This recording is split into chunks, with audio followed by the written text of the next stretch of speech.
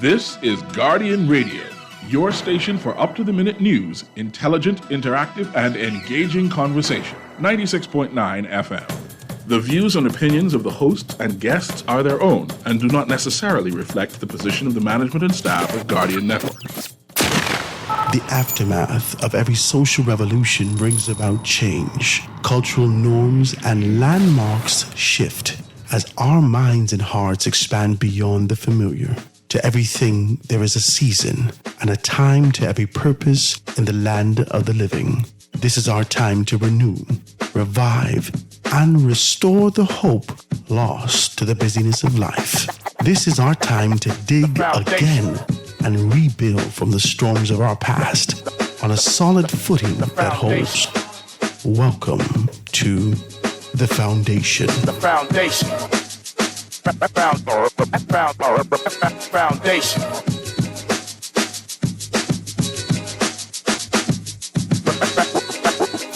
Foundation. Foundation. Good afternoon, ladies and gentlemen. This is The Foundation with Howard Grant right here on Guardian Radio 96.9 FM. So happy to be in your company in this hump day, You know, it's a beautiful day out here, and I hope that you're making the absolute most of the day and trying to be able to get some things done. I'm so excited, man. I really am. I'm truly grateful for the opportunity to kind of sit here with you. I always am. And I don't want you to kind of believe that I'm taking it for granted. I know a great deal of people tell me things like, boy, Howard, I can't believe you just come in. You know, I'm just grateful for the opportunity. I might as well tell you the truth. So I don't want you to believe that I'm huffy and puffy and high and mighty. I'm truly humble for the opportunity to be able to speak to the people that I love, to the nation that I love, the nation that is mine, about where we go from this particular juncture. Now, see, at the beginning of the week, we kind of crafted a show strategically to kind of involve ourselves at this inflection, at this point, about what has happened thus far, right? And at the beginning of the week, we had a very tear-jerking conversation with Gerard Darville about his wife, Kanice Darville, who actually passed away in Princess Margaret Hospital. And the allegations, the sort of social speculation, the position that a great deal of persons have taken is that more could have been done. They should have been more diligent in being able to do some things. And I know it's kind of hard. The tradition in this country is that you don't want to hear about some stuff. Talk to me. Let's just be very clear. The tradition in this country that exists is that they would rather go through the tribulation of whatever else other than shame. Shame was the whip that actually got people traditionally back in line. Shame, right? So I always thought about this. I said, what was the purpose of shuffling people down Bank Lane, right? It was about shame. Oh my God, I can't believe that's Trish's son. Oh my God, that's Miss Rose's son. You're bringing shame to the family. And the community was so strong at that point that you didn't want to bring shame to your mother. My God, you didn't want to do that. I ain't never get into the jailhouse for you, child. That's shame to your parents. You don't get pregnant before time. That was shame to your parents. The community was actually governed by this unspoken sense of shame, right? And so they give you this superficial dignity. Oh, we're decent people. It may not necessarily always be the case. But that's what it is. And I know that public officials don't want to hear people, our community, speak ill about their treatment or the lackadaisical approach to whatever they're doing in their divisions, more specifically in healthcare. We would have heard Gerard take on a position and say, the doctor, when he pursued a reference to take his wife to the United States of America, the doctor would have said to him, I would rather give her a discharge paper than a reference because of the position that she would have taken on social media. It was hard, man. It was hard. And, to surmise that conversation, I got a tremendous amount of text that says that we got to hold these people responsible. Now, in his decency, I must commend him for the decency that he actually possessed and the strength that he possessed to kind of come here and have this conversation with us to talk about his wife. She's not even in the ground to talk about his wife. And listen, he ran here when I called him and he wasn't here. Remember we talked about it? He wasn't here. He was at the funeral home. He had just gotten to Clark's. He said, Howard, I'm at the funeral home right now. So I said, you sure? I asked this man 98 times. I said, you sure you won't come on the radio? He called me. He said, Howard, I got to fight for my wife. I want to come on your show. I said, you sure? He said, yeah. And so to be able to, because I was crying straight through. I mean, the wells of my eyes were filled throughout the entire conversation. Go back, listen to it, GuardianTalkRadio.com. It was a great conversation. And I must commend him for his strength. Yesterday, we had another opportunity to be able to speak with Luby Georges. And y'all text all manner of ill. Jesus, y'all need to stop it. I just want to, y'all need to stop it. You call the man a traitor, this voodoo man, everything you put on the people text. They shouldn't even allow text like that to come true. But it came true. It came true. And I'm looking at the text. And Luby say, Howard, let it fly, man. Let's read it. Let's get it done. And so we start to have this kind of a conversation. And I think as we got deeper into it and tried to do our best to kind of pull the sap out of what's been happening socially, being able to see these illegal migrants, and, people call them irregular, right? Whether irregular, illegal, you shouldn't be here. It's something, right? As we pull the sap out of this conversation, I think we got down to the core of it, where corruption, rampant corruption within government organizations, within particular sectors, there's kind of an idea for lunch money prevails the responsibility that you have to do your job. I think that's what it is.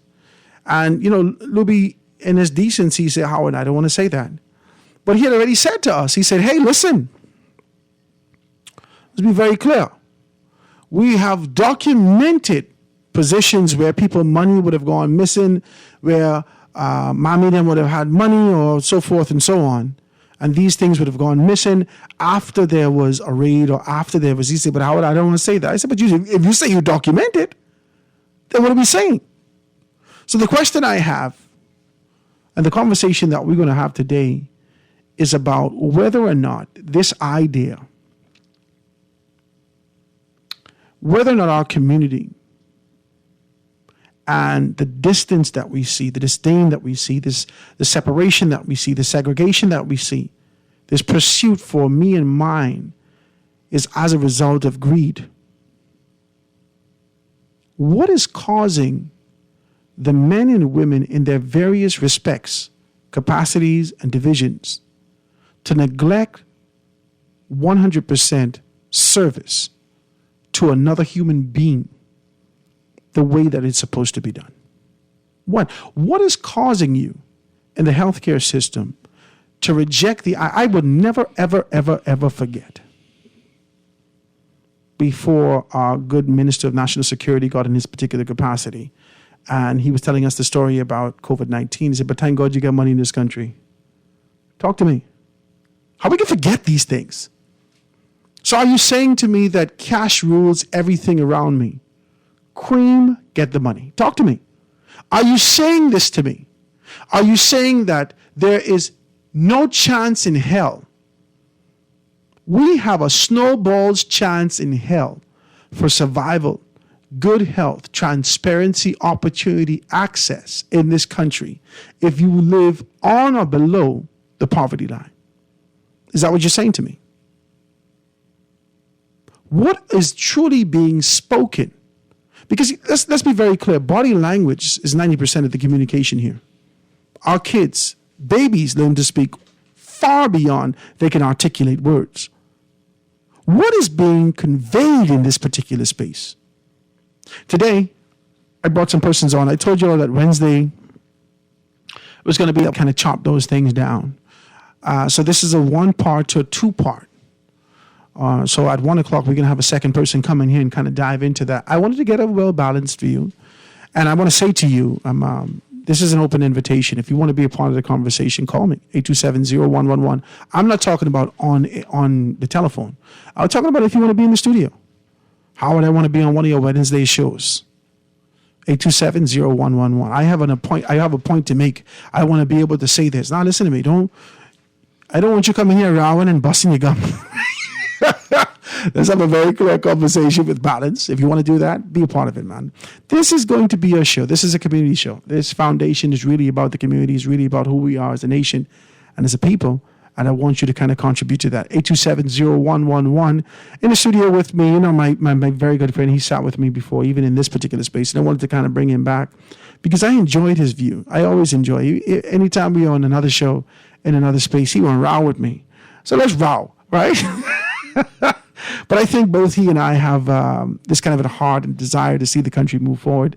As my good friend Garth Roseborg. Garth, it's so good to be in your company today, man. You're a good, decent man. I see you and bring no honey, but praise God, we can deal with that some other time, right? How you doing today, my brother? It's good to be alive. It's good to be healthy. It's good to know that on this beautiful winter month that the sun is shining and the beach still looks fantastic. Mm-hmm. We have a lot of issues in the country, but you'll never know that if you just took a photo of the beach and sent it abroad. They'd say that's the most beautiful place my God you've ever seen. So my God, I guess even the Garden of Eden had its issues, and so do we. And the sooner we can iron those out, is the sooner we can all get back to the life of excellence and a life of prosperity. It's heavy what you're saying. Get back to the life of excellence. Yes, sir. Get back to it. Now, you could only return to some place that you've been before. Correct. You can only get back to a place that you've been before. And are you saying to me that we were, this kind of an idea that our forefathers say, the good old days, was this a place of excellence for the country? Unfortunately, the new generation, the most recent generation, may not even be aware because we don't have a strong historical account to share with them. We don't tell stories of yesterday, but I can almost assure you that in my childhood, to be a Bahamian meant not only that you were proud here in the country, but even when you went on an airplane ride to Florida, to Disney World, wherever you went around the world, you had to let somebody know that the best place in the world is the Commonwealth of the Bahamas. But you make a good point. You said that if you're not intimately involved, and I surmise that if you're not intimately involved, if you're only looking and take a picture, you'd see this kind of jubilance, this joy, this kind of excitement that exists in the air. You get the sun shining down.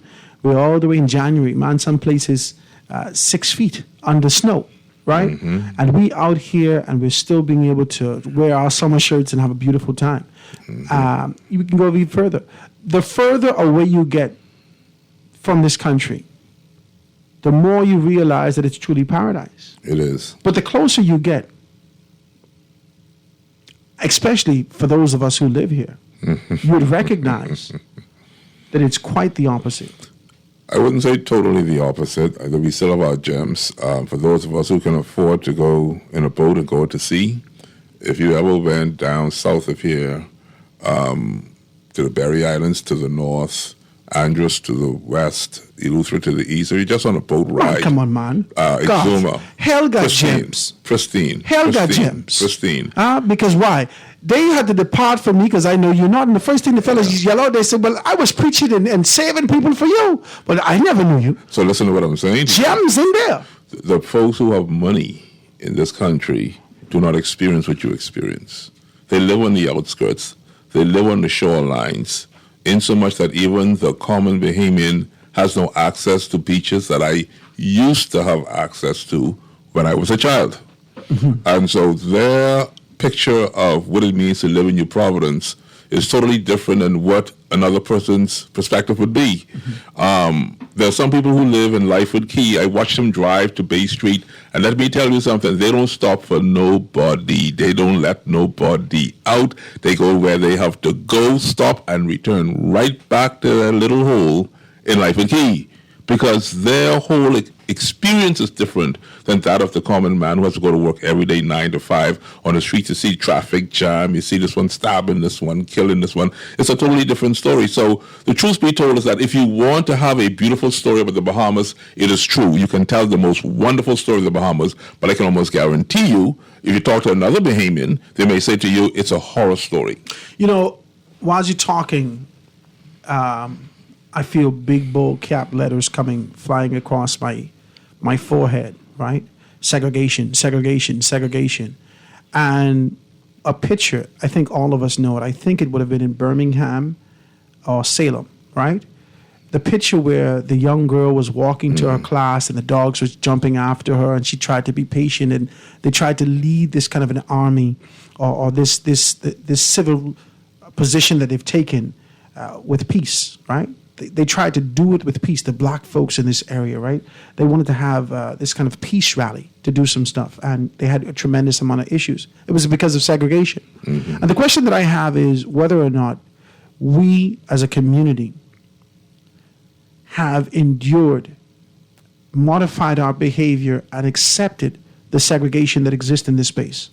Because we're not only talking about our living conditions, we're talking about health. We're talking about food consumption. We're talking about just our livelihood entirely. We're talking about the separation. And I don't know whether or not it's only because of the color of our skin, because I know my good friend, I was listening to Father Cartwright during the Majority Day service, and he said, "Us poor whites," which was, I thought it was hilarious. I thought it was hilarious, right? I thought it was absolutely hilarious. He said, "Us poor whites," right? So I say that to say, I don't believe that this segregation that we suffer has to do anything with our skin color, because I believe that whites may suffer the same fate that many blacks suffer here in this country. But I believe that it's a separation or segregation of the elk, of the cloth, of the lineage in terms of finance and the endowment of what they have in their families. Money separates people in this country. It does, and it puts you in a whole different league.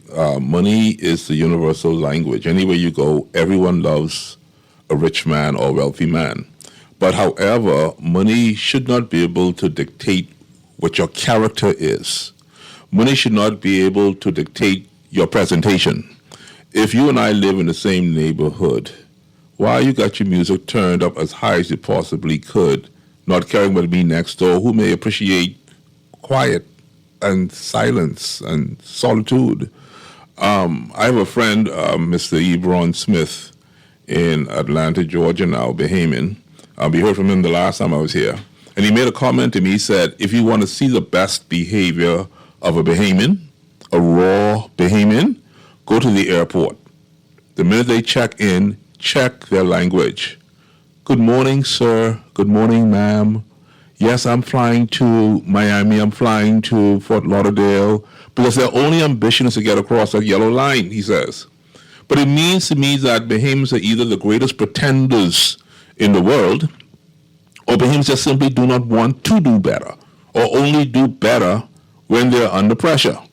And so this whole segregation that you're speaking about is not only dealing with the financial being of an individual, it's a mindset, a simple mindset. Why do the people in the southern part of New Providence think differently than the people out east and out west, and the people up north think differently? Why would a person in Bain and Grand Sound think differently than a person in Marathon?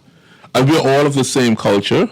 We're all of the same background, whether you say poor white, rich rich black, poor black. Aren't we all Bahamians from 1973 till now? We're a new nation. We're a new culture, as it were. So where do you find the segregation that you now speak about? See, it's purpose in your own mind that you're going to segregate. You know what? And I'm glad that we got it there. Now, people are telling me, how are you getting too much into God, in my head, but don't fight me. This is in my spirit. I can't shake it. Okay. Because as you start to speak, the only thing I could hear is a principle that exists. That though we are one people, one mind, one body, though we collectively travail the same places. I was baffled by my supervisor at one point when I was working to the hotel in Grand Bahama. I'm managing a whole entire, he was the director. I'm managing an entire, and he used to speak condescendingly, deliberately. He was shutting in everybody. I thought it was like the kind of the bravado, Yeah, the Napoleon effect, right? Yeah, I into that. So he would be condescending. You have to do this. You have to do that. Yeah, and I said, it's amazing to me that people talk to you like that, and we shop at the same Boss. supermarket. It's blew my mind. Homeboy, that ain't never happening to me. It blew my mind. I said, sir, the same milk you have to buy is buy.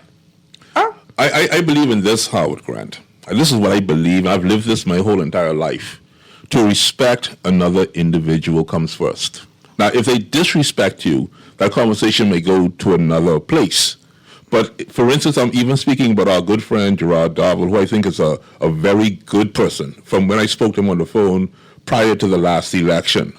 But it should not ever have to come that you go to a place of service and you have to get bad treatment. Nowhere, bank, hospital, wherever, school. This is what I'm talking about. So how do you position yourself to disrespect another human being? It must mean to me then that you are exalting yourself, you're basing yourself, you think, like you say, that you don't sweat and you don't stink. But at the same time, Mr. Howard Grant, I'm trying to be real nice about this. I know. But the Bahamian people, listen to me. You know what made our country really great? Everyone that came off of that airplane and everyone that came off of that ship met a person in this town who was, good morning, sir, good morning, ma'am, welcome to the Bahamas. Are you enjoying yourself? Would you like to try something new? That was our language. The new language is, miss, you want your hair plait? Or you want your hair plait? Well, joking, you. Okay then. Now, let's be clear about this. As I was diving into it, when you start to talk about a mindset, there's a principle that exists here that there should always be a renewing when you take on a new spirit. Talk to me. I just get deep. Let's get preachy quickly. Let's do it. You should always take on a new spirit, a new mindset when you're approaching something new. Oh, watch me. I'm trying to For follow those of us Trying to follow you. who yield ourselves in faith and give ourselves over to God in service, we have to now be transformed in our thinking. That's what it says. That's a principle. Okay? For you to accept this principle, for you to accept this spirit and change your life, you have to be transformed in your thinking. Watch me. For you to take on this particular job in customer service, there is a course that you have to go through if you come from a decent hotel like I come from. And that course puts you in a position to open there's three things that you need in customer services. You have to be teachable, trainable, coachable. It's not redundant, but they're three different things. Teachable, trainable, coachable. All this have to do with brokenness or openness. And when you get in this space and accept this training, this understanding, you have to transform your mind. What mind? The mind that you had prior to coming into the space, whatever this mind was, whatever this lackadaisical mind, a mind of reactiveness, this mind of whatever it was, whatever it is, when you come into service, you have to accept this mindset. Listen, watch this now. Let's get deeper. You heard what I asked you, right? I said, what mind? First, you got to have a mind. Of course, you have to have a mind. You get the job.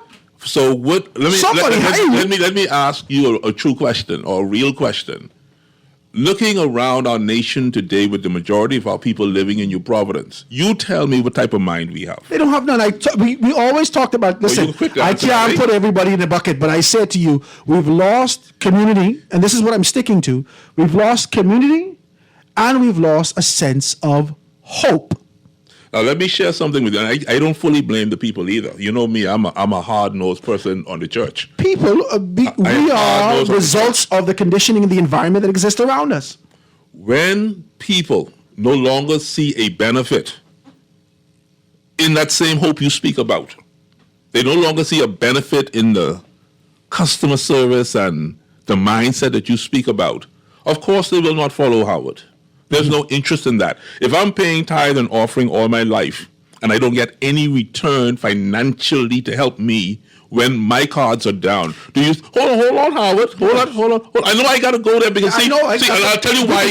I'll tell you why I went there, because you see, I keep hearing even to this morning people say, "Oh, this is a Christian nation." So I said, if you can be Christian, man, be a doggone Christian. But if you frigging and play around with God, leave that alone. And I'm so sick and tired of him talking that talk, and they ain't walking the walk. You know, when you have a pastor who want birthday offering, anniversary offering, tithe offering, ask the question, how much money has my pastor given back to the community, man? How much money has my pastor given back to me when I couldn't pay my rent, my mortgage, my car note, man? You gotta ask these hard questions, because it's not just about you. The children are watching and saying, well, mother's sick, but mommy always showing a big $100 bill in change. Now she asks pastor for $25. And guess what pastor say, boy? Go pray about that, boy. Pray about what, boy? I ain't even on that run, And then they start that talk. So how you going to save that nation when they could see the garbage what you're doing? Well, and you talk about new mindset and changing the country for better. You can't run away from the principle. That is a principle. The principle, listen to me. If you want to take it down to the most superficial level, as a man, your preference would be not necessarily a woman who knows, and we can take this telephone commercial break, and then we can get back to the conversation. But let's be very clear. Even as a man in your position, if you are seeking a suitable woman for you, your character, your position, so forth and so on. You know, you have a unique style. You want this, you want that. You want these particular things. You need to look for a woman that doesn't necessarily say things like, oh, then, buddy, I ain't doing that. You need to have a person that is either broken or open to being molded. That's the only two principles. So where you can find that now? Hold on. It ain't about where you can find it. I'm saying to you, this is what you're pursuing. If you are pursuing these particular things, this is what you're looking for. So, okay, let me flip the script. As a customer. How many women, flip that then, how many women looking for those same qualities as a man and they ain't got no man? Watch me. As leaders in society, and that's the issue that we're having, where there's a significant toggle. There's a tussle that's happening locally. Watch me now, we're talking. You take it in a whole different direction, but we're talking, I like this, right? There's a significant tussle that's happening locally, where there is a pursuit for men. Okay. That doesn't give a man an incentive to develop himself and prepare to be the man that he's supposed to be. It doesn't. In my view, and this is a whole different conversation, in my view, the maturity of a woman, young girls been mature for me was little boys. They were maturing and developing themselves. Let's take this commercial break and get back, guys. Right? They were maturing and developing themselves. Now we had a mark. We had to prepare ourselves to move towards that. It's just a principle in service. You have to know these particular things and prepare yourself to move to the next tier. You keep going moving, man. This country ain't moving nowhere. Hold on. This country moving? You ain't 12 no more, though. No, I ain't 12, but I can see a whole lot of things. You see 1973? Something got to be moving. I must see 1949. Something got to be moving, and it ain't backwards. Guys, let's take this quick commercial break. 96.9 FM Radio, Guardian Radio, Howard Grant, the Foundation. We'll be right back after this. The Foundation. The Foundation. We'll be back right after this. The Foundation. The Foundation. The Foundation. Here we go. J.S. Johnson Insurance Agents are the best.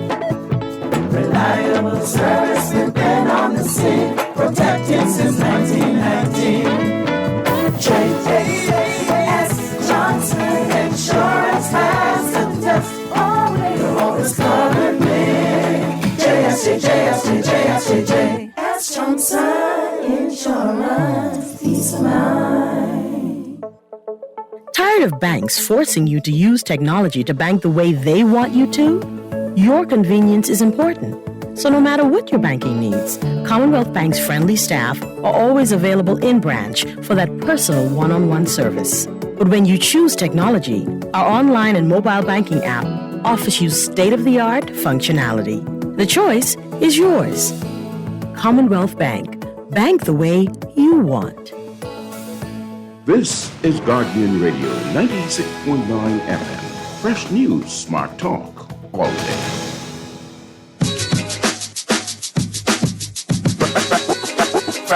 Foundation. Foundation. The foundation. And we are back, ladies and gentlemen, 96.9 FM radio. Howard Grant, the foundation, having good conversations with you, really trying to surmise the concepts and ideas that exist in our nation, trying to get to the core and try to find out what is the issue. Is it service? Is it a lack of hope? Is it just a carefree approach to business as usual? What is it that has both Gerard Davil up in a tizzy and a great deal of Bahamian citizens up in a tizzy as a result of what's happening with immigration? At the core, what is the issue? In the studio with me today, I have my very good friend Garth Roseborough, really being able to chop some things down. He put some good questions to me and I want to talk. I like this. I tell you this much. I consider myself a very tough person. People don't know that about me because I'm always very nice and approachable, right? But what really irks my spirit is the lack of care and concern for your fellow man. There is no excuse not to care, but people make it seem as if to care is so much more work. But Garth, why care? Listen, let's just be clear about this. I'm not agreeing with this careless nation, and my responsibility in this particular capacity is to kind of revive, restore, remind a great deal of people of who we are from the foundation, from the base of who we are. When the vision was cast for this great Bahama land to march towards, this forward, upward, onward movement, there was an idea, there was a spirit that was released. When the Union Jack fell and the Bahamian flag rose, there was a spirit that filled Fort Charlotte, and people was able to go home and tell their children, baby, you ain't got to watch the hog no more. You ain't got to mind this no more. And that spirit needs to be rejuvenated. We need to trouble the water of these particular things. So, but I'm saying to you, the way that the country has digressed, and I say that, right? We've regressed in many instances. Why is it that a person from the community should have to care and be concerned about manners and respect when the politicians who comes around and they know that their mother didn't have inside toilets for the longest time, 40 years, and they say, well, I didn't even know that you didn't have inside toilets. Why? If there isn't care that falls from the head down to the bed, down to the body, down to the feet, if there isn't care and concern, why should the average citizen who we dub and refer to as grassroots have any concern? Talk to me about it. Have you ever been on a line or queue waiting your turn and somebody walks to the front of the line and orders what they want as if you're not even standing there? How does that make you feel? No, I just say something about it. You see, because this is what I did recently. As early as this morning, I was on the phone. Guess where I called this morning, Howard? South Andros. I called South Andros. I called one of the primary families or principal families in South Andros, and this was the nature of the conversation. I said, did I not tell you 2 months ago? 2 months ago, did I not predict to you that seeing that y'all don't really, or you don't really care about the migration issue that's happening in the Bahamas, that they're going to arrive on your doorsteps in short order? He said, I do believe you said that. The reason why you care for your neighbor, Howard, is because today it's him or her. Tomorrow it's yourself. One of our very good friends, Mr. Branville McCartney, I remember when his brother passed. Do you remember how distraught he was?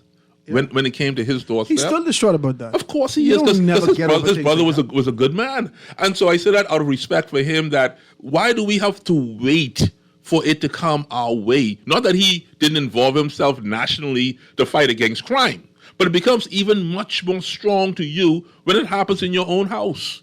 And so we're looking at the countless murders in our country when are we going to collectively get together and fix this problem? We're looking at the migration issue that, you know what, I don't have that problem in my community. Like, for instance, where I live, I only have one of those living in my community. And he's been there for years. One of what? What is those? One of those? What is those? One who's got organic Bahamian. You know, we got to do organic Bahamian talk so we could excuse ourselves from the real negativity of the whole conversation. But he's been there for years. But in my small community, right? They've said to me, God, there's only one of them in our community. We ain't want no more. But I'm saying to you to say that you don't have that in Lightfoot Key. You don't have that over in Old Fort Bay. But in Paradise Island. But not on Paradise Island. So what you think happened to you next? And remember the last conversation we had. We talked about how the road was all dig up on Blue Hill and Market Street and East Street. Now on Village Road, now they crying. So today it's somebody and then tomorrow it's you. We are having a conversation about the natural evolution of life. It starts, whether that's erosion or whether that's growth. It starts off small and then it expands. So now you have a migration problem that's out of control. There was a migration problem from some time. The then Prime Minister and Minister for North Abaco knew that there was a migration issue and a legal Haitian issue in the Mud and Pigeon Peas. He knew that. Okay, and then how many of us hired those same people to cut our yards? We didn't care as long as our yard was cut, though. It's the same thing about but now we care. The service that we get from foreigners. When you go to, let's say hypothetically, you go to Phoenix. I had a horrible experience with Phoenix the other night. And I'll be very clear with this, okay? When my wife sent me to get a you mean in our area? In our area out west, yeah. Right? So I went there, and my wife sent me for gel. You know, women do want to just go get a gel for me, baby. I said, okay, no problem. I go, and the woman passed me the gel from behind the thing. I walked over. It slipped out of my hand. Bam! Hit the floor. The hard plastic caused to pop the top to pop open, and it's all over the floor. Mm-hmm. So I said, oh, my God. I said, hey, get the mop. Call the manager. Let me explain to him what happened. She or he? No. This is the younger Chinese guy, right? I know them personally. So I say, come and look at it. Say, it slipped out your hand? Right? Yeah, so he's asking the employee. So she say, oh, no, it ain't slipped out of my hand. I give it to the man. Right? So I said, no. It was an accident. It slipped out of my hand. So he didn't move. You paying for that. He didn't move. Watch me. He didn't move. Right? And so I looked at him and I said, come here. Let me explain to you what happened. Look at the thing. It slipped out your hand. I can't do nothing. You have to pay. Yes, I know he's concerned. So I said, listen, man. But you wouldn't even let me say this to you. You haven't even looked at me in my face. This is not the service that I deserve here in this country. They don't care. Right? This man didn't even look at me, right? And so the 8 Mile Rock jump in me quickly, boom, right? Well, so I say, oh my God, this is too much. I try to shake up Jesus the 8 Mile Rock. Show up? Right? No, 8 Mile Rock has come first, and then Jesus has said, calm down. So listen, so I said to him, listen, bro, let me explain something to you. We are not dogs in this country. I said, the first thing you do in customer service is you acknowledge me. You haven't even looked at me. You haven't even gotten up out of the seat that you're in. He doesn't do that. Right?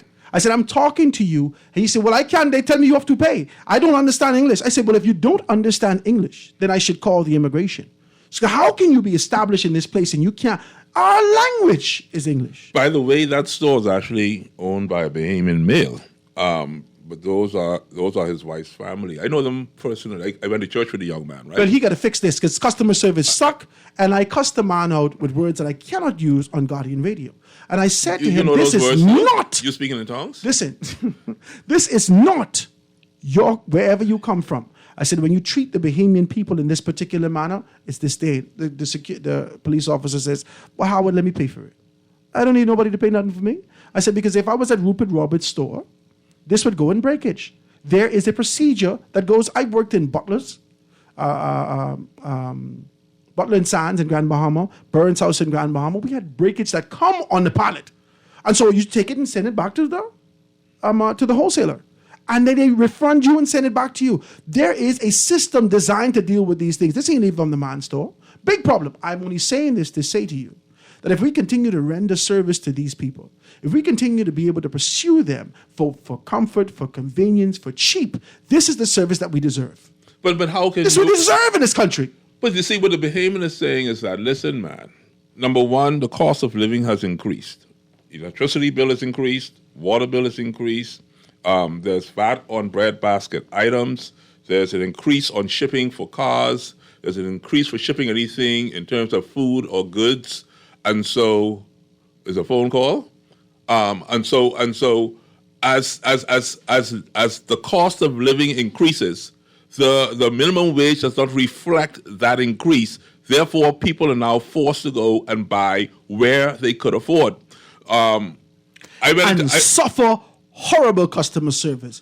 But Bahamians are willing to suffer that. They're willing to do that. At the hands of convenience But they're willing to do that. and comfort. We suffer at the hands of convenience and comfort Howard. in every sphere, Howard. and every division, and every governmental Mr. Howard capacity in this country. Mr. Howard and Grant. that need to stop. Mr. Howard Grant. I shouldn't have to know that if I go on home, if I doing certain things, if I want expedient customer service, if I don't want to wait here all day, I got to bring lunch money. That is wrong. It's wrong. That's wrong. Mr. Grant, I'm hearing you, but at the same time, I always try to tell people, you just got to think from your own perspective, because other people are at the point where they have no choice.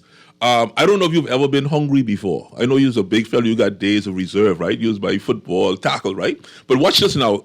I've been to a place where I've been hungry before for 2 days or 3 days. And you start to lose your vision. You start to lose your hearing. You start to go crazy. You're hungry, right? All you have to do is tell your mind, we fasting, baby.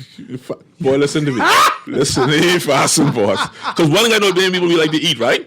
So ramen noodle or Chinese, because ramen noodle. Come on, man. That's for the Lucha. Come on, man. So That is the ramen noodle.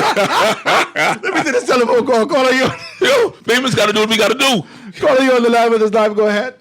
Yeah, good afternoon, Howard. Hey, good afternoon, my brother. What's up? Good afternoon to your guest. I'll take a guess. That sounds like Quincy Parker. But No, man. That's Garth. Who? Garth. Oh, this might sound familiar, but I almost think it was Toledo. No. He sound like Toledo. No, man. Yeah, man. He's telling you. Listen, Howard, I appreciate what you're doing today, right? Real talk. I mean, to be honest with you, this was on the ground. I know you're human, right? Mm-hmm. So you don't have to apologize to me and or anybody, right? You see what I'm saying? So I experienced what you, I experienced that here, but I experienced it on a higher level in South Florida. I was shopping in the store that the Chinese doing, all right? I was looking at a silk shirt. It was in the flea market. The guy walked to me and knocked my arm. I just pulled the shirt to look at it, the length of it, and he knocked my arm of it and run on with some disparaging remarks. He called me Asian.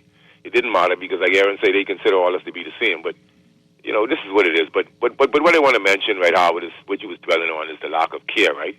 Yes. And Garth, right? Yes, Listen, yes. God, I love what you're saying, brother. Yes. I appreciate you and Howard. This conversation is very much appreciated. I don't know who don't, right? But I want to share this with you, Howard. I was supposed to go to the Fleming Street Clinic, right? A proper hernia and just trying to get a date for surgery, right? Something simple, just from exercising, right?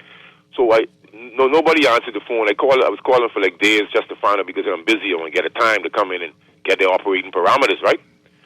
So subsequently they called every clinic in Nassau and nobody answered none of the phones, all right? Have a good day. Wow. So see, what I'm saying is that I'm a human resource. Garth, in the hotel, I could get fired for that. Okay. Watch me. And I would fire you. If when I'm at the hotel, there is rules, regulations, principles. If you do not answer the phone within 3 rings, you could get right up. Okay. And I could understand that. How the phone could ring 98 times and you there sitting down eating conch stew and Johnny bread. Because the people have become hardened, they've become callous, and everything to them, as you said, is divided. You have the division between your PLP, F&M, or your third party. You're divided because you're Catholic, Anglican, Presbyterian, Seventh-day Adventist, Church of God of Prophecy. So we started with segregation, and all you're doing now is giving me the different divisions. More divisions. Conky Joe, Black Bahamian. This is an light skin, dark skin, long hair, short hair. Of segregation that we're going through in this country. Skinny, solid. It goes on. Go ahead. Let me take one more caller before we get out of here for a break. Go ahead, caller. You're on the line with us live. Go ahead. All right, Mr. Grant. Hey, how you doing? Oh, I'm fine with that. All is well, man. Only got a little bit of time left, but I really wanted to chime in earlier. And the gentleman is so right. I remember when I was growing up, my mother them grew up in Baintown, Augusta Street. And they used to say, you could eat off their porch. They scrub the porch. Right now in the Bahamas, like I think the gentleman or you mentioned earlier that the environment is you're a product of your environment. Yeah. If you go over Paradise Island, it's nice and clean and pristine, so you walk a certain way. Yes. Talk to me. Yes. On Nassau, then a dog could die. Your dog could die in the road, get knocked down in the car. By your front door. No, you're preaching the Bust gospel. open and slide in there. You eating your chicken while you smelling dog. You don't know what you're eating because you're smelling the dead dog. Even wouldn't get on the phone to call environmental service or somebody come get the dog. Rat running all around. I go by fish fry. The other day, I thought they stop it by now, and it only takes some rat poison. I go on by fish fry. I park my car in the park. I walk, man. There was more rat running from the park. No. That ain't the only rat poison. It's at least 150,000 of them out there. And then we got derelict vehicles. Let me ask you a question. Go answer the question before we go to break. Okay. Let me ask you a question. If you was to inherit a dilapidated building or an old car, what's the first thing you would do to it? Like what you would do to that yard in that building? Then you tear it down. You tear it down. You got to see what you're dealing with before you can just throw paint on the building, or you got to clear it down, see what you're dealing with, and until we get that mindset in the Bahamas, where we have to get back to basics and clear this place down. Move all these old rusty cars. They try to do it every election cycle. That's how you changing people's mindset. How some little incentives where the best yard in the constituency, you get $200 for a month or whatever. Give people we have to set a different precedent like what our parents used to do. My old man make me wash the car every Saturday till they get to the free. I used to wash it, and then without him even asking, and then when he come out there, you missed that spot. I'm like, man, if you don't stop water with me, what's going to get the spot? You couldn't go around no girl house, and they were surprised. I had to wait 2 construction jobs just to go carry dinner. You know what I mean? Or carry the movie, The Sunshine Twin. You understand? Listen, it make you a better man, though. Talk to me. I want a prize. I don't want to go around. If I go around there, you're jumping me before I can even get. I know your mother is. You couldn't do that. You couldn't walk in the yard. You could marry a garland like that. I don't care if you go in Camp Road, Foxton, nowhere. You could go in the stand. And if you walk in them people's yard, son, come here, let me talk to you. Oh boy, the Bahamas are so clean going into the break. Let me take this break. When you say the shine the clock shoe, you don't even let the nigga your brush. I used to go to don't touch my brush. After I get thrown the slack, they send me the iron bail. If you're me too. Like fun from Monday to Friday. You all have a good day, man. Thank you, brother. We can take a quick commercial break. Ladies and gentlemen, the man said, the caller said, if you don't just pick up these women and you marry them, you could marry a garland like this. Let's be very clear. I got to see your mother, your auntie. I got to see everybody. How much crazy people you all have in your family? I just keep the tombstone. Let me see what's going on before I marry you. Ladies and gentlemen, we're having a very good conversation, my good friend Garth. We should have someone actually join us in the conversation in a few minutes. I'm hoping that she actually has an opportunity to make it. 96.9 FM radio, stick and stay. We're going to take a break for news and be right back after this. The Foundation will be back right after this. Fresh dough, 3 cheeses, and signature sauce are why you should order Marco's Pizza today. Because quality ingredients are important. Subs, salads, pizza, and wings satisfy your cravings with something yummy and affordable. Only at Marco's Pizza. Join our loyalty program and earn 1 point for each $1 spent. Sign up at our website, marcospizzabahamas.com, or order on Marco's Pizza Bahamas app or online. Every store, every day. The Italian way. Hello, Primo.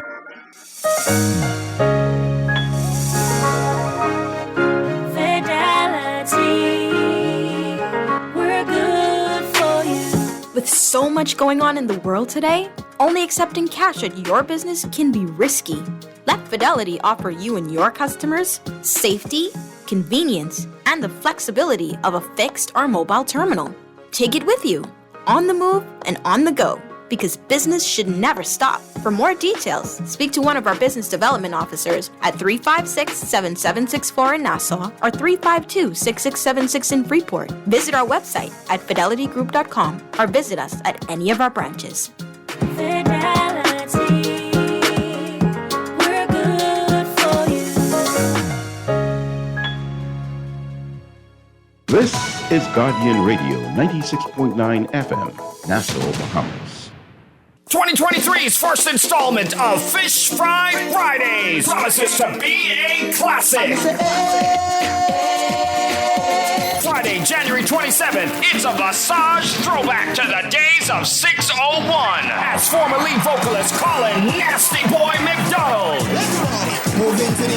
reunites with Sean Wild Boy Ferguson and the rest of the Visage Excitement Posse. It all goes down at Margaritaville, downtown Nassau at the 12-Volt Bar. Doors open at 6:30 p.m. $25 entry fee. Or enjoy the Fish Fry Buffet for only $55 before the event and enjoy complimentary access. Who is it? It's the plumber. I've come to fix this. Margaritaville, downtown Nassau and Visage presents the special edition of Fish Fry Fridays with special guest Colin McDonald. Friday, January 27th, Fish Fry Fridays. This is Guardian Radio 96.9 FM. Fresh news, smart talk, all day.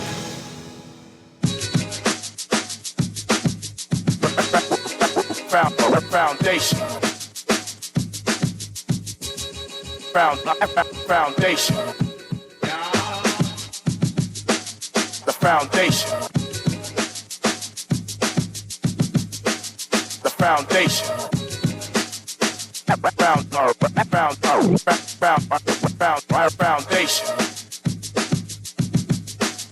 Foundation. The foundation.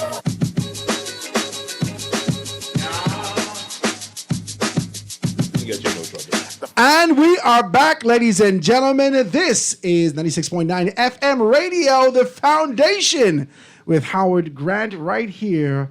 Really having a good conversation on this Hump Day Wednesday. Did we get your blood boiling just yet? Did we did we trouble the waters for you to kind of call? And if you want to do that, please give us a call, 325-4316, 325-4316, 325. Somebody says, how would you say the numbers too fast? I can't write that fast. Okay, let's try it again. 325-4316, 325-4259, or hit us up on the text line, 422-4796. Now, I told you at the beginning of the hour I had Garth sitting in here with me, so he's still here. We're jamming. We're having a very good conversation. And I told you that we had someone else who's supposed to be able to join us. Now, what I wanted to do is really have a good balance of the conversation. Well, introduce us really properly, man. This is, my God. Are you getting this? No, Howard, I gotta lose my friend. We can row, but I gotta correct you because see, every time I want to hate white people, I meet the sweetest white person in the world. What are you doing? And then guess what? You're talking about this migrant problem, and then you meet some of the sweetest migrants in the world. Mm-hmm. But let me tell you one thing. Every time we talk bad about the Bahamas, and then we see one of these beautiful Bahamian women, my God, ain't no better country on God earth than the Bahamas. So please, we are back introduce this lovely lady. Roseboro, please, for God's sake, it is better in the Bahamas. Don't fret with the Bahamas. Now, introduce this woman right. Well, need I say more? That was a royal fitting introduction to someone who has a real light, beautiful spirit, and I'm happy that she's joined us here in the studio today. I asked her whether or not she was listening when she came in. I didn't know whether that impulse and all. Stop it, sir. Jesus. None other than Keishan Fowler. Keishan, it's so wonderful that you're in the studio with us today. Thank you so much for joining us. It's good to be here, and it's good to join into this conversation. And I just want to jump into it a bit because I heard the listener right before the break. And he stated that he called the clinic and he was trying to get his appointment and no one answered the phone. Yeah. And I kind of had like a similar situation calling one of the clinics, just trying to figure out like how do adults get their immunization cards. And I called and miraculously someone answered after. You didn't expect it. Tell the truth. I did not expect it because crazy. She said miraculously. Someone answered, and I asked for that information. Yeah. And then they put you on hold for 2 days. No, it was they help you? Monday to Thursday until 4:00. Bam. Hello. Who do I ask? with information. And so I had to now go on Knowles, shout out to that group on Facebook, to voice my concern and my Knowles. Okay. Formerly Head Knowles. Okay. And I had to, I voiced my concerns. And then a lady because I think Blue Hill Clinic works inside of Fleming Street Clinic.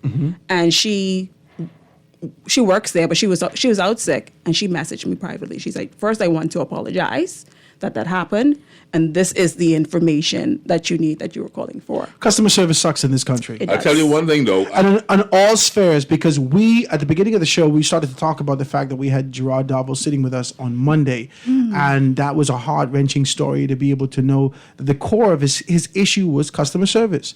And if you watch the video, she said, people shouldn't be treated like this. I'm not a number in a bed. I'm a human being. I got a husband. I got children. I got things to do. I got aspirations and goals. And you're just rejecting me. I'm telling you, I have issues. She had not been diagnosed for months. For months, she hadn't been diagnosed. October. And when she passed away, the allegations now, let's just be very clear, the allegations are that she's passed away from COVID. And Gerard is saying to us, as soon as the coroner looked into her, this is what he told me, listen to me, he came from the coroner. He came from Clark's, come right here sitting down. He still he could smell like the funeral home. You could tell he was there. And he said the first thing that after the mortician opened her, so, she had leukemia. Instantaneously, he knew. Yep. Listen. No diagnosis. Basically. Poor customer service, poor approach. But flip side, maybe our leaders know that. Because during the time of COVID, let's just get here, we would see our now Prime Minister, during that particular time. I was about to just bring that up to you. He would have taken a flight. Out of here. Out of this country. To seek attention. To seek medical attention. Proper attention. Proper medical attention. Yes. And not that the proper medical attention doesn't exist here. I was about to also say that. But because the system is so broken, we don't know what we can get today. It's a gamble. It's too much. It's like going to them number houses. You ever been to some place and you say things like, baby, who working today? Listen. Who cooking today? Listen. You know when the meal is going to be better and the service is going to be better when you go with certain people. Yeah. When you go to these places, Howard, you got to sing that song, Precious Jesus, Hold My Hand, right? But watch this, though. I want to say something to those civil servants and those people in these clinics and hospitals and otherwise who do an excellent job. There are some people who actually go beyond the call of duty. They may be few. But they are great at what they do. And I want to give a little special shout out to my good friend, the pharmacist who operates out of Fleming Street in South Beach, Pharmacist Williams, who never changes. Her customer service is always impeccable. Her face is always smiling. I'm just calling certain people because I know the work they did. I had a friend, John Neal, who used to be in the emergency room. Always the same person every time. The Bahamians know what to do. If Bill Clinton or Giuliani from New York came to our hospital, you would not believe the type of service we're going to give these people. Rudy Giuliani. Yes, sir. You give them, you think the King of England just arrived here to the Bahamas. Yeah. Red carpet treatment. Everybody leaves the ward to make sure you are. Listen to me. We got some customer service in this country that will blow so your mind. So you to me, it exists in them. It exists, and it's but in it ain't everyone. For you. It ain't designed for you. Listen, your ma, your pa, your grandma, your grandpa, put that in you. It's in you. You just would not bring it out. Why? Because you don't feel like that today. That's the problem in this country. You got to start feeling like that every day you go to the job. And if you don't want to do the job, get the hell off the job. And not only that, I think sometimes, and what I found, that we tend to discriminate against our own. Of course. And I always laugh. I go to this high-end resort community. Oh, yeah? Yeah. I could be your friend. And let's just say, you are there. They don't expect you to be there. We expect to see, the Caucasians because we think that they are the ones with the money and why I need to give you stellar. Yeah, how you get there? They know we got money. How you get there? You don't know how I get there. You don't. That's correct. How you get get here. Sure, he's my cousin, so I only talk. They ain't got to know that. Though. So I think that there comes a time where we are discriminatory against our own. Of course. Let me take a telephone call. Caller on the line with us live. Go ahead. All right, good afternoon. Good afternoon, Garth, and good afternoon, you guests in studio. Oh, that's my friend Jeff. That's Jeff. Yeah, this is me. And listen, I'm sitting here. My heart is heavy. After hearing the conversation thus far, especially Howard, as you talk about customer service in the hotel. You know, going in some of these hotels now, in fact, not just the hotels, but going in some of these places, you know, when we were training in the hotel back in the 80s, we were taught, hey, the paramount thing was learning customer service, how to give a proper service. You could not go on the front desk, for instance, without proper etiquette and customer service. We even had instances where allegations of the customer actually doing something untoward to the agent, and the agent could not react in our Bahamian way. Come on, you see that. Mm-hmm. Exactly, in very dignified. Jeff, you know I know this. There are 14 agents on the desk. Somebody spit on you. Somebody throws something at you. Something, and you still have to kind of, keep your composure. Exactly. One time, one of my girls say, they yelling at her, you're incompetent, you're incapable, blah, blah, blah, blah. There's the best agent on the desk. And she said, oh, you ain't talking to me. That's your ma. And she walked away. But he doesn't know colloquialism. Yeah, they didn't know that. He doesn't know our colloquialism. So the whole desk laughed, right? And he was left confused. But I'm saying to you is that we encounter this regular. You have to keep your composure. Exactly. And that is exactly what I'm talking about now. You know what I see today on our landscape side to say? The ones who really epitomize customer service, they have actually pushed us out. They pushed us to the edge. They pushed us out. Yeah, because you're a goon. Okay. And secondly, they look at this age situation, which is a pet peeve of mine. This is why the country is not progressing. Many of us still have customer service embedded in our DNA. Yeah. But yet, because we reach a certain age or because whatever, they pushed us on the side just to make room for the other people who do not give a heck about the job that they have taken on. Yeah. But I'll say this much, in closing. I don't want to be wrong on this. This country, right now, we are at the precipice of failure because the certain leaders that we have in our midst do not understand what being a leader is all about. They do not epitomize the values of what a true leader is all about. And until we can fix that, nothing in this country. We have seen the downward spiral over the years happen in this country, and this is no accident. I am right now under the illusion that all of this is a deliberate act to remove the Bahamians off the scene and bring in the other people who they can exploit to a higher level, because, we are not going to stand for it. We will stand up for our rights, and we will tell you what our rights are. They don't want those people. But I'll close on this. I've had the opportunity where we had two foreign owners come into this country. And you know what's the first thing they did? They treated, once they had taken gotten the information of your credentials and your qualifications and stuff, they were ready to pay you at the rate that they are accustomed to back in their country. But what the closest person or the consultant says to them? Oh, no. Don't pay them that because our rate of pay here in the Bahamas, single hotel in this country, is so on, so forth. And it costs that investor then to reduce the salaries or back down to what the country determines is the adequate salaries for the people. But one person in particular, and I'm not going to call his name. This is the fourth time you closed down. Because let me go. I got the next call coming through. Yeah, because this thing is a very vexing thing. It's so many things running through the mind. But anyway, I'll end it there, Howard. Let the other callers call it. But continue the great work. God, I can call you after the show. We can talk. Thank you, my brother. I do appreciate your telephone call.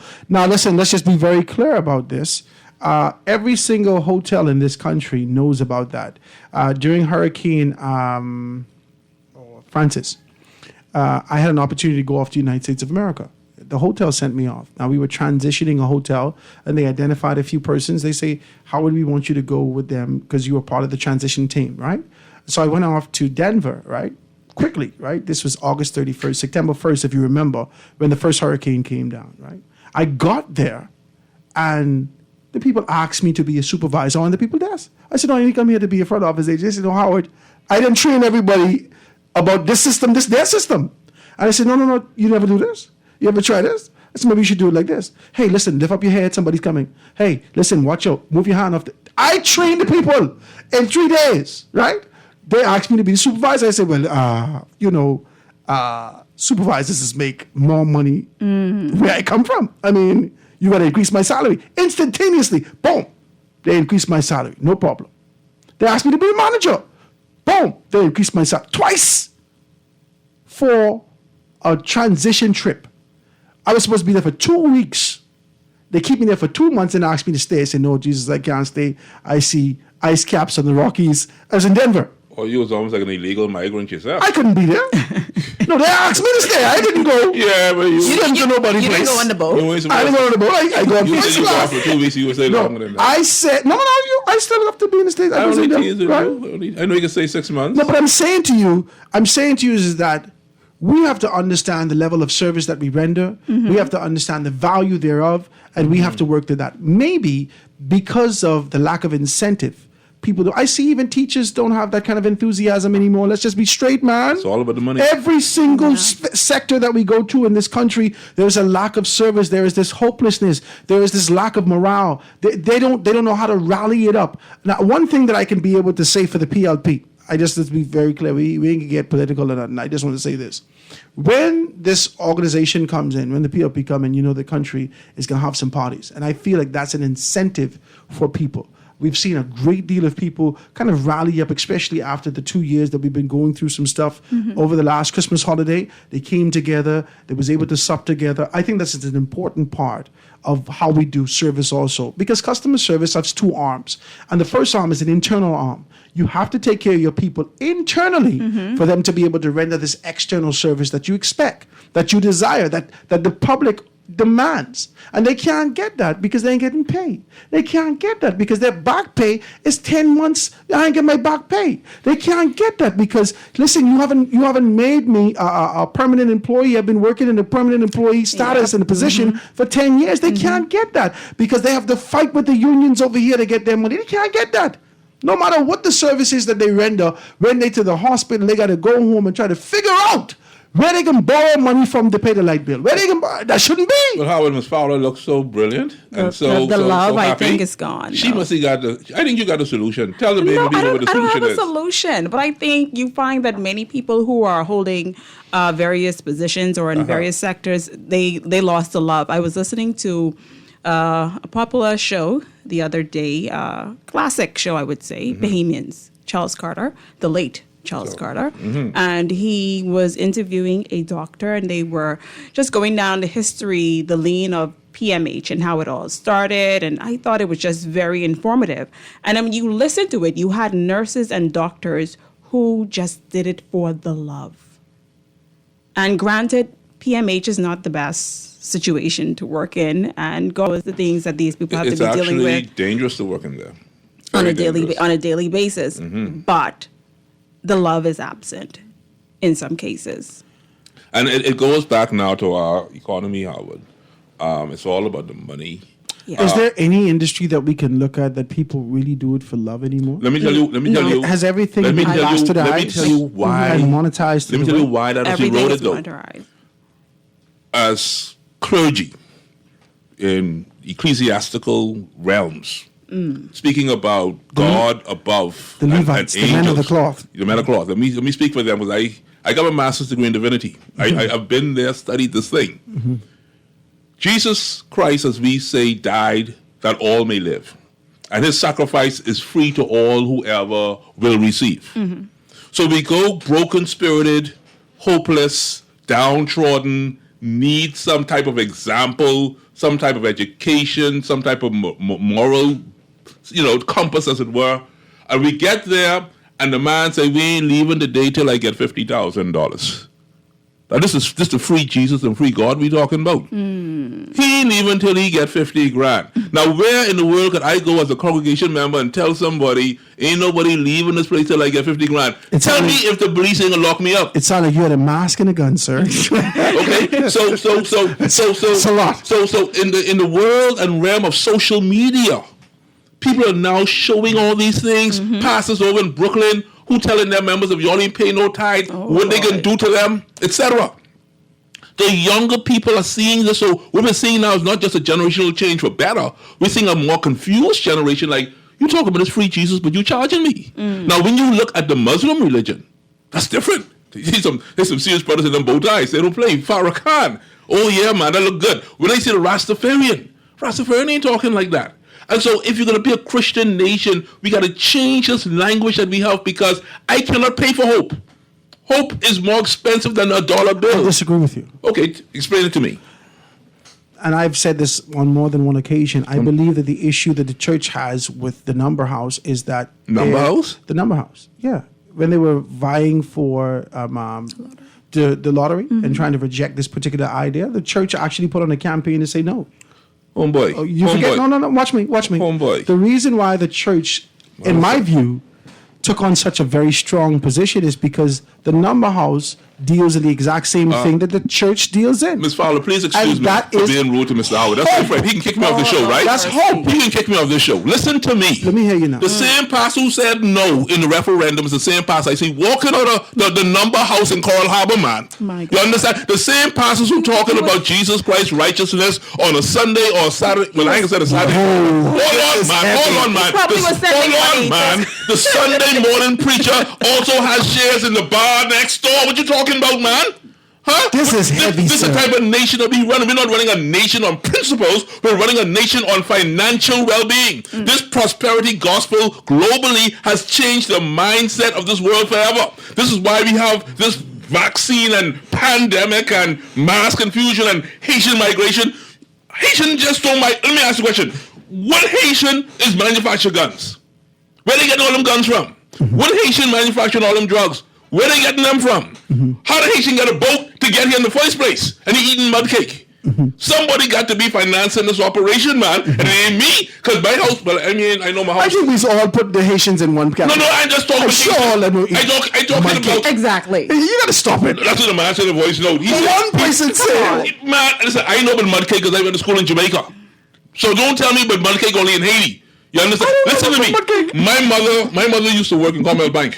I remember one time we came home on a Friday and the maid eat every morsel of food in that house. Like, as God is my witness. And my mommy was getting paid till Monday. As God is my witness. We had one little piece of flour in a Robin Hood bag, and we had a big bag of sugar. The friggin' flour cake had more sugar than flour in it, and we had to eat that all weekend. Don't tell me we ain't know how to eat no mud cake. That ain't mud cake, sir. We call it, what you call it? The sugar cake? What you call that? No. Brown sugar cake? What you call that? No. Homeboy. In our nation, on our nation right now, as we said earlier, right? In this world, 1% of the wealthiest people in the world has gotten 66% of all the money in the world, the new wealth in the world. In the Bahamas, the disparity, Ms. Fowler, between the wealthy and the poor is widening. Yes. We're now having a very wealthy class in this country, and everybody else going down to the friggin' dump on Howell Road, man. But that's what we see in Haiti now. And they're bringing it here, but guess what? It ain't the Haitian doing it to us. It's us doing it to each other. Hey, rest. You can take me off the show now. Where you going? Just relax yourself. Ladies and gentlemen, this is a very good conversation. Second time to being second tired. Participate. 325-4316, 325-425-9. 422-4796. Y'all got Garth in here literally sudsing. Listen. He need to calm down. Get some water. This is the Foundation, guys. We're going to take this quick commercial break and be right back after this. The Foundation. We'll be back right after this. The Foundation. The Foundation. Ready to step into the future? From your front door to the backyard and everywhere in between. See and speak to whoever's there with Ring Video doorbells and security cameras now available at Alive. Protect what matters most, all from one easy app. available in your Google or Apple Play Store.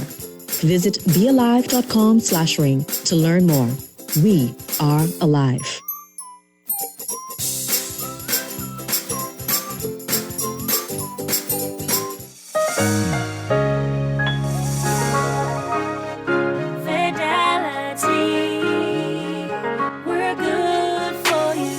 Whether your business is in-store, on the go, or both, let Fidelity work with you to maximize your customers' payment options with a fixed or mobile terminal so that you never miss a sale. It's safer than cash and more convenient so that you can take your business anywhere. For details, contact a business development officer today at 356-7764 in Nassau or 352-6676 in Freeport, or visit our website at fidelitygroup.com.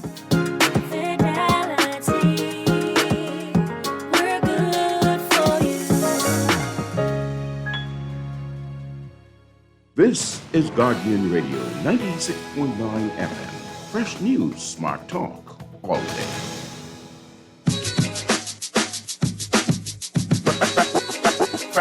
Foundation. Foundation. The foundation. The foundation. And we are back, ladies and gentlemen, 96.9 FM radio, Guardian Radio. Listen, before we dive into anything else, if you want to be a part of Small Business Thursdays tomorrow and you have something that you want to be able to put out there, you want to give me a call, please do that so I can send you the packages, send you the information. You can get on here and talk about it. I just, had a conversation with my sales department. They say, Howard, this is an absolute steal. Make sure these are the right rates now. So we have excellent rates. We have excellent opportunities. It's been green flag to make these things happen. No one else is going to be doing that. I'm doing that here for you. 96.9. Please give Howard Grant a call for Small Business Thursdays. 827-0111. 827-0111. Or if you want to be able to chime in and be a part of the show, have your stuff drop here. Let us be able to carry your message, whatever you're doing, your product. 302-2300. 302-2300, right here in the Foundation with Guardian Radio and Howard Grant. Listen, we're having a conversation, man. So I just wanted to kind of bring it home. Let's talk about solutions. We've been talking for some time. If you just tuned in, we've been talking. I guarantee you, just somebody tell you to tune in because God's surging in here. He is hot, and he's really talking about some issues that resonate with a lot of people. I got Garth in studio. And Kenise Fowler, she's here. Keishan Fowler. She's here with us and really being able to dive into these things. And I think all of us, from a service standpoint, can be able to show how we've been touched. All of us, from a service standpoint, whether you are here in the city of Nassau, whether you're in the outskirts, whether you're in the family of violence, you know what I thought was absolutely horrific? During COVID, the then minister of health said that we have these little tubes. You remember the little tubes that they're putting people in from the family island? So if you go on the plane and the tube only big as, is the Wish tube. It only could come from wish.com, right? These was the little small tubes, right? I say, no, but humans can fit in that. And then we had someone pass away who was overweight and was unable to get here. This is the service that they rendered to our people. Yeah. They're saying to us, and if you remember, there was actually officials that came to the forefront and said, due to the fact that we have, we're to capacity, we're going to have to decide who lives, who dies. That's what it is. Wow. That's what it is. Wow. This is what we suffer in this country. And what blows my mind is that there's no innovation, there's no creativity, and there's a perpetual desire to get back to the traditions of yesterday that don't serve us. Because no one sat down and say, what about the harbor? There's so many boats in the harbor. Can we turn it into this? Can we do this? Can we do that? There's no creativity. No forward thinkers. No forward thinkers. And if it existed, they were always dumbed down to the tradition that existed in these spaces. Yeah. If we're going to be here and service 100, I don't understand. This baffles me. This baffles me. I can tell you this baffles me. McDonald's have more employees globally than our country has citizens. You understand what I'm saying to you? Walmart has more employees nationally within the United States of America than we have, let's say, organic behemoths. Let's be very clear about this. And they're able to organize and execute and ensure that things run smoothly. We have 39 members of parliament. Ms. Fowler, I can address that quickly. Go right ahead. I've lived abroad too for some time, like where the population of a municipality is 400,000 people and everything looks pristine, right? The issue is that our leaders, in their zealous desire to be at the forefront of our nation economically and to be looked upon as demigods, do not have a financial background. None. Zero. Not just a background, they ain't got no finances, many of them. Oh, no. The leaders always got that money. You know, all of our leaders always had money. That was the one common thing about our leaders. Not everyone. I disagree. The prime ministers never had money. Which one is a broke prime minister? Tell me. We're not saying. I'm talking about the leader. I'm talking about the prime minister. That's what I'm talking about. There is collective responsibility. There's no one leader. There's collective responsibility. Chief. You're no president in this country. Homeboy, is a dictatorship in this country. Woo! Let's get deep. So let me put that on the record, right? These people go off to England or London, wherever they go, and they get an associate's degree in law or bachelor's degree in law. They ain't got no MBA, no financial bearing, etc. The one downfall they have is they fail to hire the consultants that have the financial ability to steer the ship. The people are here in this country, but the minute they find out that you're smart, they hire their friends. Oh boy, the minute they find out you're smart, that means that you're also too smart that they cannot be corrupt. I can say it, man. They're afraid for you to blow the whistle on them. So the thieves got to have Alibaba and how many thieves? How much it was? 40. Okay, we got 39 in there, plus one. You need to stop it. I see how you pull that Homeboy. See, this is a different type of club we in. Stop it. Now, hold on now. You said so. Alibaba is one of the things. So to give you credit and allow Ms. Fowler, a lady, to floor. All I'm simply saying is that when you lack the ability to manage, you hire a manager. Kelly's does it. All the companies here in the Guardian does it. Everyone else does it. But that's not because of a McDonald's does it. Walmart does it. When you want your business to succeed, you don't see the owner being the CEO around the world. They hire a CEO who can get things moving. Ford does it. GMC does it. Kia does it. Toyota does it. Everybody does it. Because when you want to make money, find a man who can make the money happen, man. Or the woman, sorry. But not here. Thank you. We don't do that here. We too stuck on doggone peas and grits, man. But God, let's get to a solution, though. You have any solutions? Me? Yeah. Oh, you know I got it. Now the question is, do they want to pay me for it? Oh my God! Hey, listen. I went to school. Back to the money. I went to hold on. This now for country. I can tell you what I can do. Go right back. For 9 years, I went to university. In one of my programs, I worked 5 jobs, 3 hours sleep a night. In order to get my degree, 3.7 GPA, came home. You know what people say to me? Oh, just because he gone to school, he think he's smart. What the hell you think I am? I can't help but be smart. Now, when I give ideas, for instance, beekeeping, Howard knows this. I took half of my salary from BAIC, and I actually paid for people to be trained in beekeeping. 400 people. I put my money where my mouth is for country. Okay. So when I say if you're prepared to pay me, I didn't say you're going to pay me for me to keep it. Because in where I live, I've given away 5, 6, 7 boats out of my own community to get young people fishing. I believe in my country, but I can't do it alone. And I'm sick and tired of doing it alone. Sick and tired of it. And people hating on you just because they want to know where your money coming from. But let me tell you a little short song. Praise God from whom all blessings flow. Go to hell, man. I got this covered. See, you was confused. I got this covered, man. To hell with them. We got one foot in the church. To hell with them. All us can die, and I don't care how big your house is, you're still getting the friggin' Old Trail or Lakeview, whatever they call themselves. Or Spikenard. Or whatever. You're buried on the beach in friggin' South Andres. That's where your plot is. I don't know what people get all bent on shape for money. You can die. You can only have so much money. If you got $3 million, give away some friggin' money, man. You see, so anyway, that number of fellas do it. Give away some of your money. God.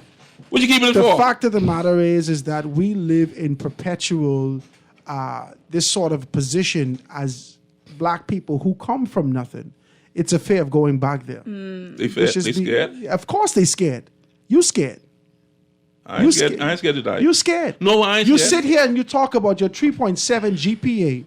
You talk about the visions Howard. that you hold close to your chest. Let me get this out. You then talk about these ideas that you have for the solutions for the growth Let me of give this you one country. quick. And then automatically, Ms. Fowler, I ain't you gonna put listen an to you. invoice to the thing. Ms. Fowler, I ain't gonna listen to me. I did it. I agree with Howard. Howard, I said on your show before, and I thought you were reminded that I did give you the idea. I said to you to break the country into 3 sections: northern sector, the middle sector, and the southern sector. I did not say that on your show before.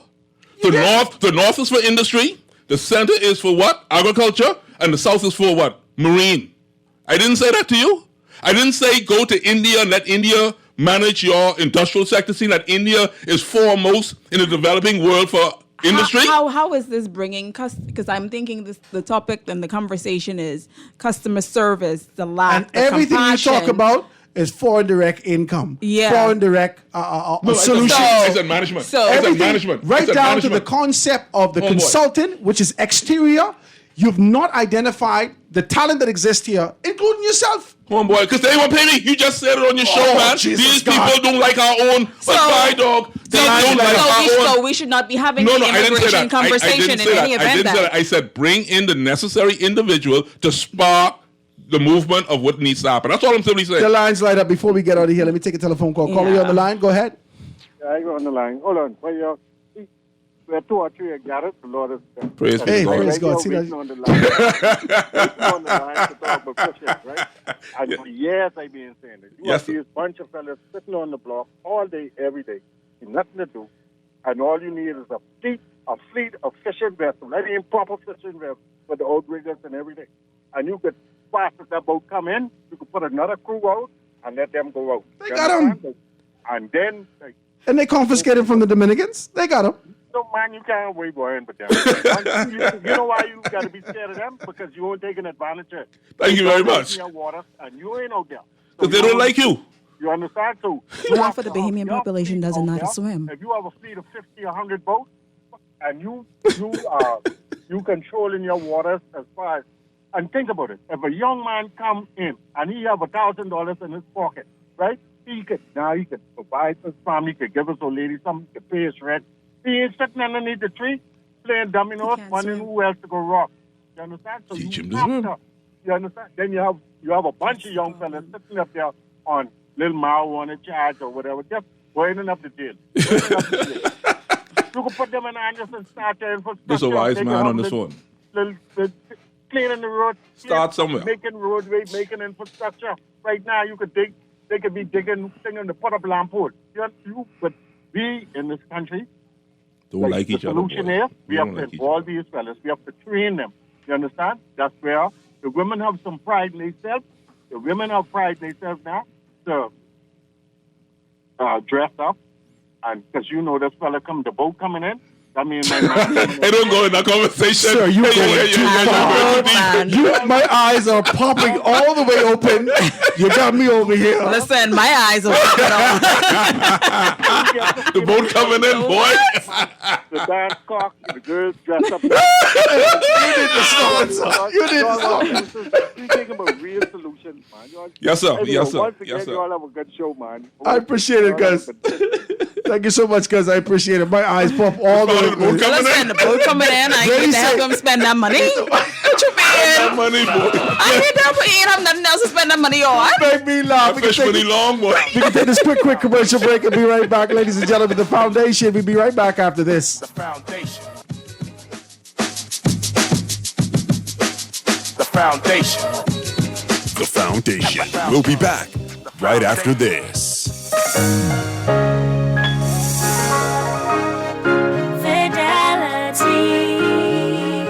We're good for you. With so much going on in the world today, only accepting cash at your business can be risky. Let Fidelity offer you and your customers safety, convenience, and the flexibility of a fixed or mobile terminal. Take it with you, on the move and on the go, because business should never stop. For more details, speak to one of our business development officers at 356-7764 in Nassau or 352-6676 in Freeport. Visit our website at fidelitygroup.com or visit us at any of our branches. Fidelity, we're good.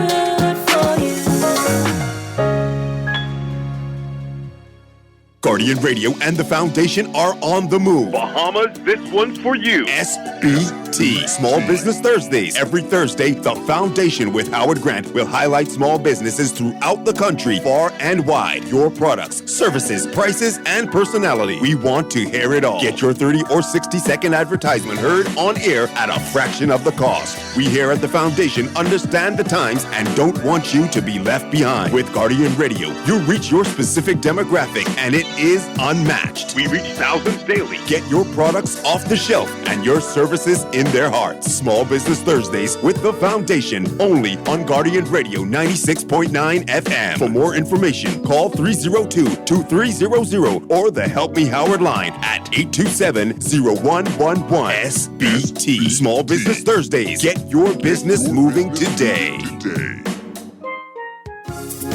Divania's grilled food and products are now open in the Kenneth Plaza, Prince Charles Drive. Come, you must try the jerk chicken, jerk pork, and all their amazing grilled food. Grilled daily to perfection using all their amazing sauces made right here in the Bahamas. Divania's, grilling good food for life. Call or WhatsApp Divania's today at 817-4468. This is Guardian Radio 96.9 FM. Fresh news, smart talk, all day.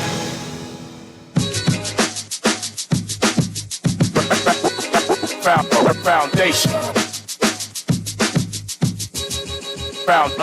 Foundation. The foundation. And we are back, ladies and gentlemen. The Foundation, Howard Grant, right here, Guardian Radio 96.9 FM. Beautiful Wednesday hump day. Having a conversation. Hopefully you jumped into it and kind of participated. Let me see if I can get some of these texts in the studio. I have none other than Keyshan Fowler and Garth Roseborough really being able to jump into these conversations and have sort of a great discourse. And I'm really, really appreciating it. And know that we've troubled the blood in Garth. Garth, we've troubled your blood today, and you're sudging on the People Radio, but we're happy to have you here and really being able to espouse that, because I got a couple of texts that say, Howard the man preaching. I like it. You're on the right track. Let me see if I can read some of your texts. Give me a text, 422-4796. So it says, Howard, so this man is throwing all the sinners in one basket. We are born in sin. No one is perfect, but we don't have to accept people that go against God because, by the way, it's those half-breeds that start this rude thing. This is a I don't care attitude Bahamians. Or I guess what this is. The I don't care attitude is not Bahamians. What are the statistics? And what's wrong with Bahamians' dialect? What's worse is tourists coming and facing illegal immigrants that speak Creole, not English at all. This is the information that's coming through that, guys. This is the text. Let me see if I can read another text. Why does it have to be that Bahamian people blamed? We have leaders whom we have entrusted to do the work and accept and protect the Bahamas. We have other persons who live a particular way, ultralight differences. We have environmental laws. Our country is nasty. Over the conversation that we were having a little earlier, right? Somebody texts and says, great show as usual, Howard. Howard, don't forget that you're white. You got light skin privilege. You need to stop. I'm from 8 Mile Rock. But the Bahamians will treat you differently. No. Yes, sir. I am from 8 Mile Rock. I got no It different don't matter. treatment And don't live out from west on top of anybody, that. right? You look like you got money. I just big. Stop Flush. it. Stop it. Got it. Right? Milo Butler So it got says, it. unfortunately. My Where God. did Milo Butler come from? It's like, good afternoon, Howard. Your and your talented guests, our country needs to be rebranded. Needs a rebranding. That I'm is not true. saying that it's easy, but it's possible. Very true. If we can put together a group of highly focused individuals, I think it is possible. After all, Colombia, Rwanda, Croatia accomplished this work in the rebranding committee. Thank you. I'm 100% down. Count me in for the rebranding community. I am 100% down. 100%. If you want to be, listen to me. I will train them. I won't say free, but I can't say that on the radio. Look at you. Because God then got there. I got children to feed. I got to feed the children, right? Invoice. And like I can bring the invoice with me. I can do it for half off. Let's do that, right? So it says, It's called cowboy bread. Howard, your guess is spot on. If you don't feel like doing your job, stay your behind. And it was indecent. Stay your behind at home. Our service industry is our country. It is just plain awful. And the best part about it is the CSRs always expect a tip for doing their job. Wow. See, this culture must change if things are going to get better in this country. That's a text that came through. It says, good afternoon. Something is wrong every time someone speaks kind of loud in the so hopefully we fix that, right? Louis Farrakhan is not a Muslim. He's a leader of a nationalist group called Nation of Islam, which has nothing to do with Islam nor its teachings. I've been a Muslim for over a decade, so I know it all by heart. Hey, Howard, can you get your guest thoughts on the Haitian constitution that clearly states that the Haitian isn't allowed to get citizenship in other countries unless they go before a committee in Haiti and renounce their citizenship? And also, if the Bahamas doesn't allow for dual citizenship, how is it that we have Haitian nationals walking around with Bahamian passports? It's a very good question. It's a very good question. Where is the divide and where's things happening in these particular instances? Let's see if we can be able to read a few more texts. It says, Howard, I like your guest talking. Is it Fane Thompson? No, that's not Fane. This is Garth Roseborough, right? And then he says, his mom taught me when I did my BA, and I will never forget her. I'm supposed he's talking about Fane. No, I think he's talking about Fane, right? And then he said, she dealt with us as Bahamians when a Haitian student insulted us, and we did not respond. I will never forget it, and I will never be silent when insulted by them again. Well, okay. Let's take a telephone call. Call you on the line with us live. You got 30 seconds before we get on here. Go ahead. No? No caller? So, in wrapping up and kind of surmising the conversation today, where do you think we are and where can we go from here in terms of growth, in terms of forward movement, in terms of this idea that we're on the road to 50? Over the next 50 years, where do you see us going from this juncture? What we got to do? I would hope we change for the better, but it all starts with us realizing, and I think it was Garth that made the point, it isn't until it hits your doorstep that we get some sort of compassion, and I want us to move away from that. And I want to just mention Kenny's for a moment, and I want to say condolences to her husband. Kenny's and I are friends. Our children went to school together. Wow. And one of the things she pointed out was, I am in pain. No one is checking for me. Wow. I'm in pain. I'm not making noise for making noise sake. So why not offer okay, maybe the medication you're giving her is not soothing her, but at least talking to her or showing her that, hey, I'm here, as some sort of comfort. The lady, the custodian, was the one that showed her compassion. Not the nurse, not the doctor. The custodian, the lady who was mopping the floor, put down the mop for a second and prayed for her in that moment. When are we going to get back there? Beautiful. When? And when it comes with the immigration crisis that we're dealing with, I don't want Bahamians to pick and choose when they are going to feel furious, because you're hiring the illegal immigrant daily because, oh, daddy could give you your yard clean for a lesser price. And if you go for the landscaping company, why not hire your own?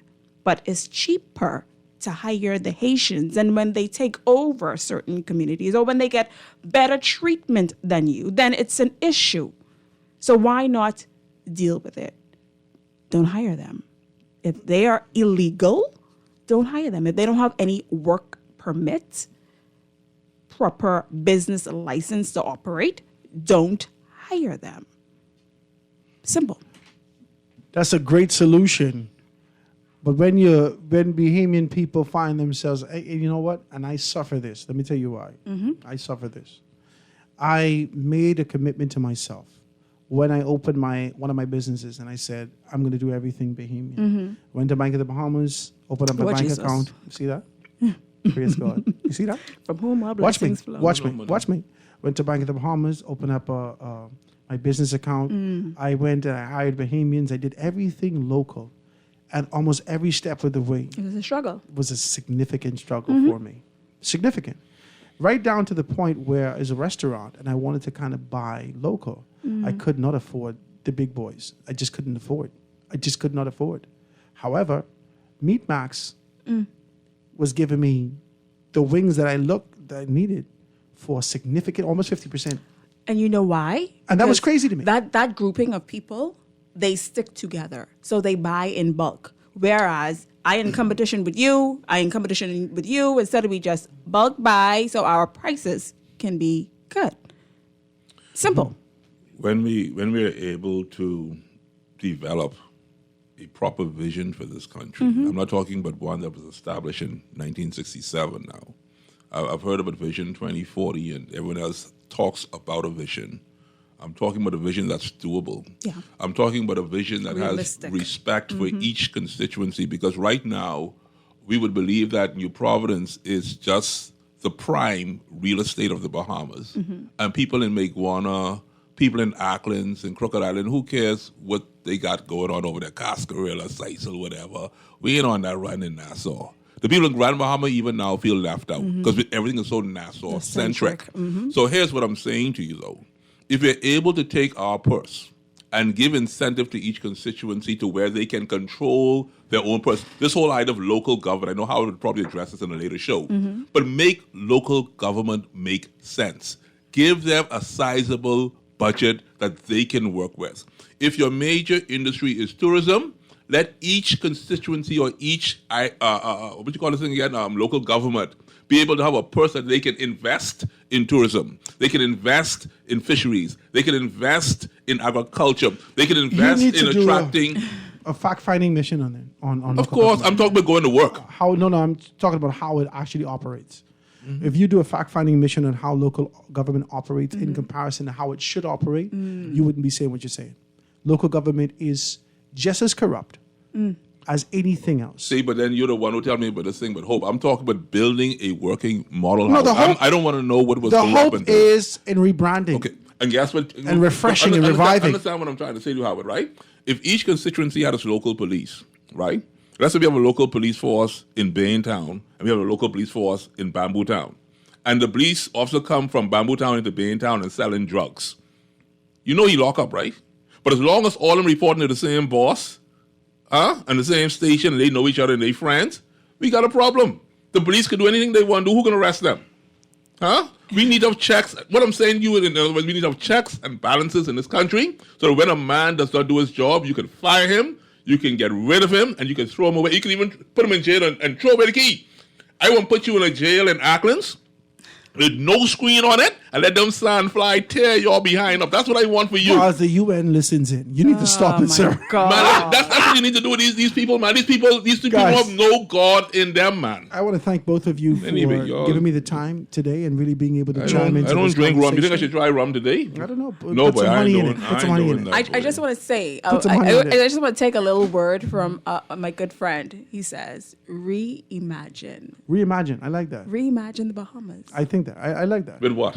Reimagine the With your Bahamas. brain. We just had a conversation about how. Let's ask you, Ladies where's and the brain? gentlemen, You still ain't answered the question. Shivago like is next. You need to stop it. Show right? me the brain, man. Guys, I had a great conversation. Thank you so much for tuning in. Tomorrow's Small Business Thursday. If you want to be able to kind of chime into that, and we can still put some stuff on for you, and you can still kind of chime into the show and talk about your stuff. We're reaching thousands and thousands and thousands of people daily. Please be a part of it. 827-0111. This is 96.9 FM Guardian Radio. Howard Grant, the Foundation. We'll be back tomorrow. Stick and stay for Z Live with Shivago Lang right after this. Foundation. This is Guardian Radio 96.9 FM, Nassau, Bahamas.